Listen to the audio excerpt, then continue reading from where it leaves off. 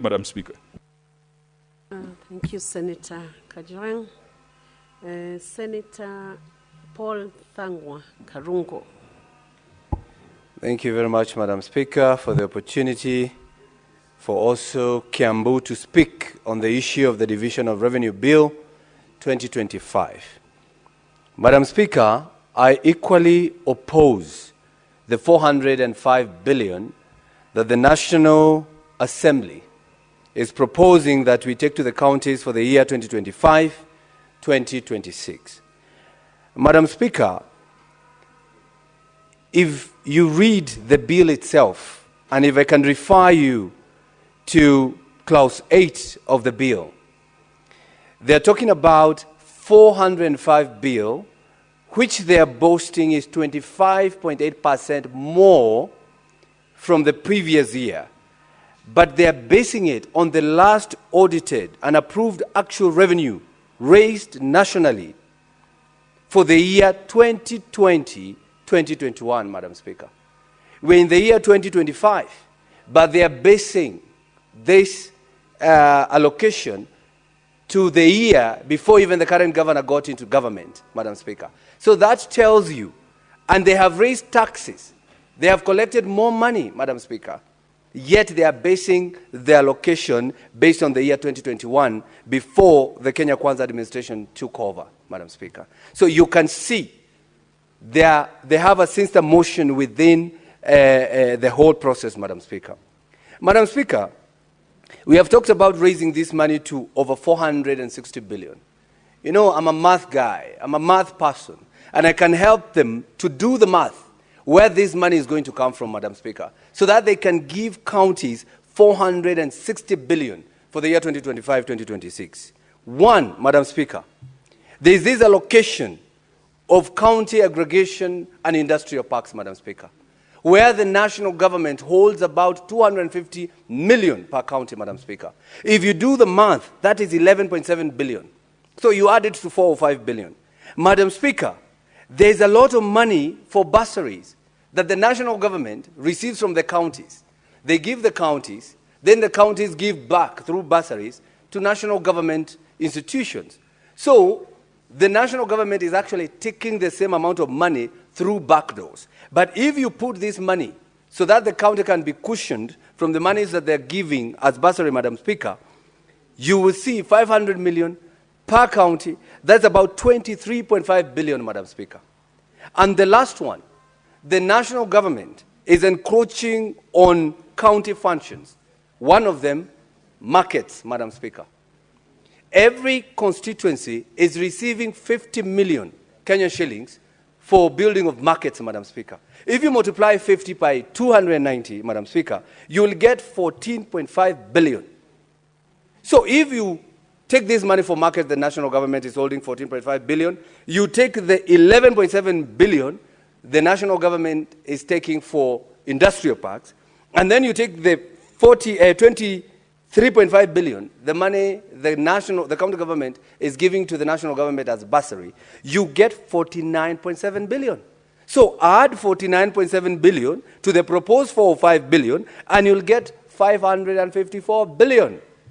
So at least I've helped them to see where they will get the money. So we are only short 6 billion. And if there was time, Madam Speaker, I will give you enough information. But Madam Speaker, we need to ask ourselves a question as a Senate, that we are letting the national government encroach on county functions, like the markets, Madam Speaker. Like today, my people of Gatondo North, in Kamwangi market, they are crying today, Madam Speaker. Reason, the national government, overnight, they demolished a market that was built by the county, which is functional, which the people are okay with it, so that they can build another market, Madam Speaker. What is the rationale that the national government is bringing down a whole market, that the people have said, we do not want a new market, we are okay with what we have? But because somebody, Madam Speaker, has taken kickback from the contractor, they want the contractor to build, whether through force or what, so that they can retain the contract, Madam Speaker. They can get the same amount that they got as a commission from the contractor. My people of Gatondo North, Kamwangi market, Madam Speaker, They are crying because the national government, through encroaching of county functions, they have lost a market.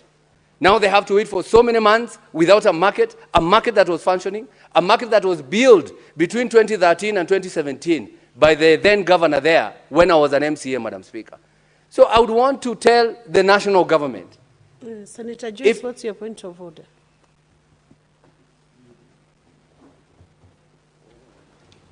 Yeah, thank you very much, Honourable Speaker. Is it in order for the Honourable Member to mislead this House without the facts, Honourable Speaker? Because I would want to believe there is intergovernmental act that is giving room to the national government and the county government on a number of projects that they are undertaking. And there is no government. Senator Joyce, yeah. Under what standing order are you bringing 105. this point of order? 105. Okay, proceed. Yeah?